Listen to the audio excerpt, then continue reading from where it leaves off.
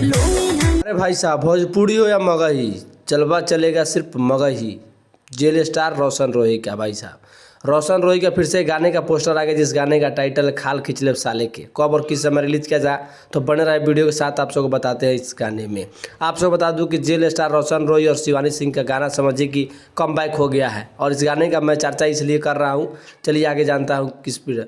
आप सबको बता दूँ कि संस्कार डिवॉर्स यूट्यूब चैनल पर इस गाने को रिलीज किया जाएगा, साले खाल खिचले साले के। आपको बता दूं इस गाने को बहुत जल्द आप सबके बीच में रिलीज किया जाएगा। जिस गाने को गाया गया है जेल स्टार रोशन रोही के द्वारा, और आप सबको बता दूं कि इस गाने में डुएट की है शिवानी सिंह के द्वारा डुएट किया गया है। और गाने का बात इसलिए चर्चा किया जा रहा है कि इस गाने को अखिलेश कश्यप के द्वारा लिखा गया। इस गाने को समझिए कि भोजपुरी इंडस्ट्री या मगही बवंडर हो सकता है। फिर से खाल खिचले साले के आ रहा है, बहुत बड़ा लेकर गाना अखिलेश कश्यप के द्वारा लिखा गया है गाने को। और आपको बता दूं कि म्यूजिक संगीत है विकी बॉक्स का है। तो आप सब जाइए इस गाने को सुनिए और ढेर सारा प्यार दीजिए। और इसी तरह का वीडियो देखने के लिए भोजपुरी प्लेटफॉर्म यूट्यूब चैनल को सब्सक्राइब कर लीजिए। और गाने की बात किया जाए तो इस गाने में दिखेंगे रोशन रोही और चहता सिंह।